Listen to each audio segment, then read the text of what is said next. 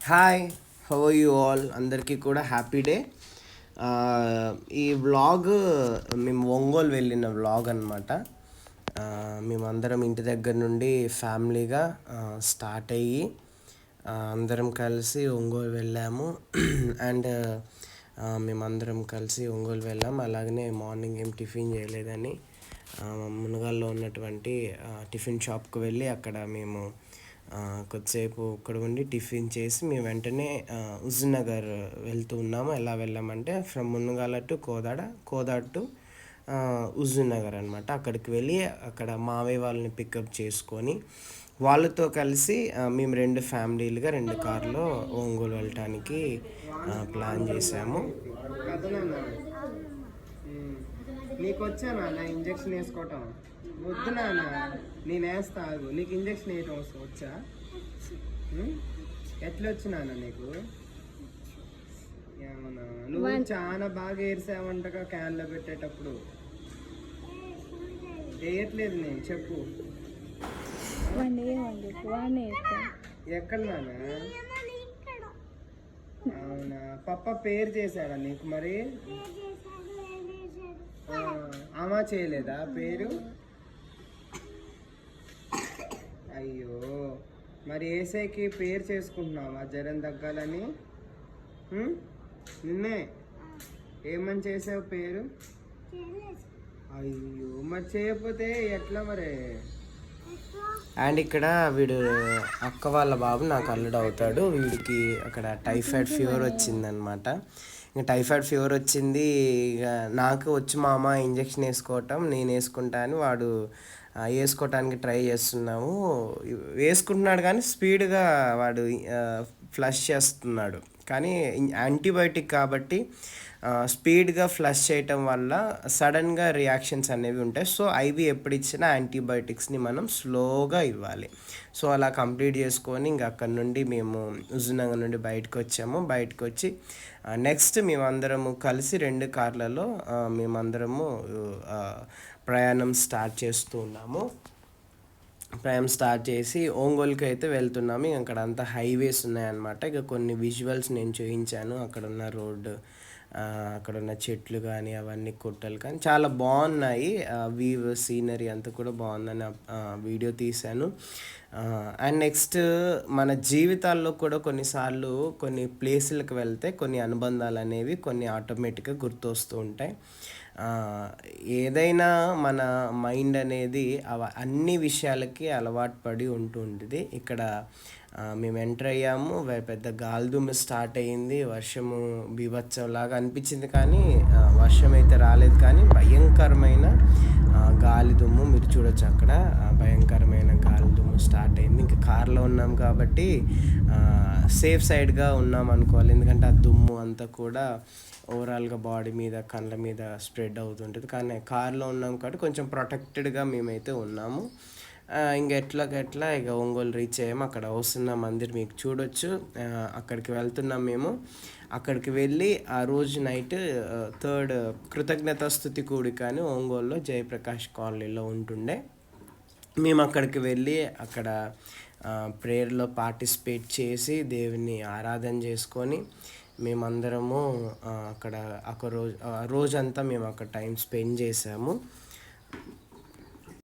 ఇంకా మేము ఒంగోలు అయితే రీచ్ అయ్యాము. ఒంగోలు రీచ్ అయిన తర్వాత వస్తున్న మినిస్ట్రీస్ ఒంగోలులో ఉన్నటువంటి దేవుని మందిరానికి అయితే మేము వెళ్ళటం జరిగింది. అక్కడికి వెళ్ళి అక్కడ ఉన్నటువంటి దైవికమైన ప్రజెన్స్, అక్కడ ఉన్నటువంటి ఆ ప్రజల యొక్క ప్రేమ మాత్రం చాలా ఆనందంగా, చాలా బాగా అనిపిస్తూ ఉంటుంది.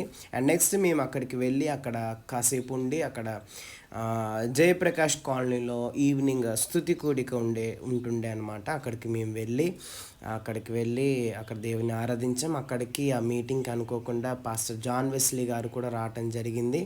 అక్కడికి వచ్చి కొద్దిసేపు వారు దేవుని యొక్క మాటలు అందించారు. కొద్దిసేపు ఒక పాట పాడి ఆరాధనలో నడిపించి వారి యొక్క కార్యక్రమానికి వెళ్ళటం జరిగింది. కిరీటాన్ని ప్రభు వారికి ప్రసాదించారు. దేవునికి మహిమ కలుగును గాక. అన్ఎక్స్పెక్టెడ్గా మార్గ మధ్యలో వచ్చాను కనుక మఫ్టీలో ఉన్నాను, పెద్ద మనసుతో క్షమించండి. ఒక కీర్తన పాడిన తర్వాత మనమందరం కలిసి వారి కోసం ప్రార్థన చేద్దాం. నిండు నూరేళ్ళు నా దేవుని కృప వాత్సల్యం వారి మీద నిండుగా మెండుగా పరలోకమందున్న తండ్రి కురిపించును గాక. కుమ్మరి ఇద్దరు లేక ముగ్గురు నా నామములో ఏకీభవిస్తే వారి మధ్యలో నేను ఉంటానని ప్రభువు చెప్పాడు. నిశ్చయముగా అతడు ఆత్మ స్వరూపిగా మన మధ్యలో సంచరిస్తున్నాడు. హల్లెలూయా, హల్లెలూయా, హల్లెలూయా. సియోనులో నుండి నా తండ్రి మిమ్మల్ని ఆశీర్వదించునుగాక. పరిశుద్ధ స్థలములలో నుండి నా తండ్రి మీకు సహాయం చేయునుగాక. ఎవరు సమీపించరాని తేజస్సులో నివసించున్న తండ్రి ముఖ కాంతి మెండుగా నిండుగా సమృద్ధిగా మీ మీద ప్రకాశింపచేయునుగాక. మంచిది. అండ్ ఆ మీటింగ్ ముగించుకొని మేము దగ్గరలో ఉన్నటువంటి బీచ్కి వెళ్ళాలని అనుకున్నాము.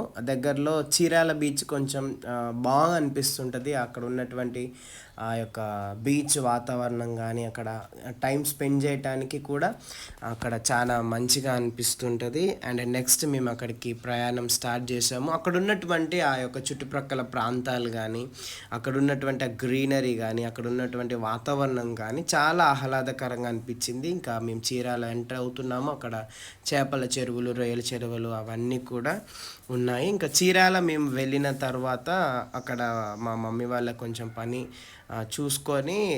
చూసుకుంటున్నారు. ఇంకా మేము ఖాళీగా ఉండటం ఎందుకనేసి పక్కనే రైల్వే స్టేషన్ ఉందని ఇంక అక్కడికి వెళ్ళి చూద్దామని నేను అన్నాను, ఇంకొక అన్నయ్య ఇద్దరం కలిసి మేము అక్కడికి వెళ్ళి అక్కడ కొద్దిసేపు ఆ రైల్వే స్టేషన్లో టైం స్పెండ్ చేసి మేము వెంటనే ఇంకా మేము స్టార్ట్ అయ్యాము. బీచ్కి స్టార్ట్ అయ్యాము. బీచ్కి దగ్గరకు వెళ్తుండేనే ఆ వాతావరణం ఎలా ఉంటుందంటే ఉక్కపోతగా హ్యూమిడిటీ ఎక్కువగా ఉంటుంది కాబట్టి అక్కడికి వెళ్ళాము. ఇంకా బీచ్కి అయితే రీచ్ అయ్యాము. మీరు చూడొచ్చు చాలా ప్రశాంతంగా ఉంటుంది. ఆ యొక్క అలల సౌండ్స్ కానీ అక్కడ గాలి సౌండ్ కానీ ఒకటి మనం భరించలేనిది ఏంటంటే అక్కడ చేపల నీసు వాసన, ఆ యొక్క కంపు అనేది బాగా ఉంటుంది. కానీ ఇంకా మనకు తప్పదు. ఎందుకంటే కొన్ని కావాలనుకుంటే కొన్నిటిని మనం ఏం చేయాలి, ప్రక్కన పెట్టేస్తేనే జీవితం అనేది సాగిపోతుంది. అలాగా బీచ్లోకి వెళ్ళి కొద్దిసేపు అక్కడ ఉండి ఇంకా అక్కడే ఫిషెస్ బాగా ఉంటాయి. ఫిష్ కానీ రొయ్యలు కానీ ఇంకా డిఫరెంట్ ఫిషెస్ అయితే మేము చూసాము. మీకు చూపించాలి అని అనుకున్నాను కానీ ఆ టైంకి నాకు వీలు పడలేదు. అండ్ అక్కడికి వెళ్ళి ఇంకా సముద్రం చూసాం, బోట్స్, పెద్ద బోట్స్ అవన్నీ కూడా మేము చూసి టైం అక్కడ స్పెండ్ చేసి ఎంజాయ్ చేయడానికి చాలా సంతోషం అనిపించింది. అండ్ నెక్స్ట్ వాళ్ళ దగ్గర అక్కడ ఫుడ్ మనకి ప్రిపేర్ చేస్తారు. మనం కొన్ని ఫిషెస్ వాళ్ళకి మనం సెలెక్ట్ చేసుకొని ఏవి కావాలో వాటన్నిటికీ రేట్ మాట్లాడుకొని లంచ్ వాళ్ళు మనకి ప్రిపేర్ చేసి ఇస్తారు.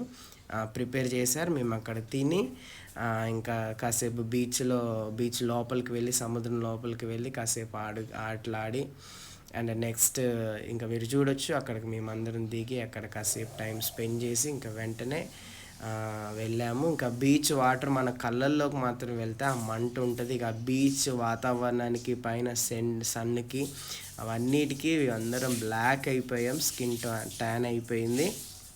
ఇంకా పర్లేదు, ఇక ట్యాన్ అనేది కామన్ కాబట్టి అది మళ్ళీ చేసుకోవచ్చు. Thanks for watching. Please subscribe to my channel.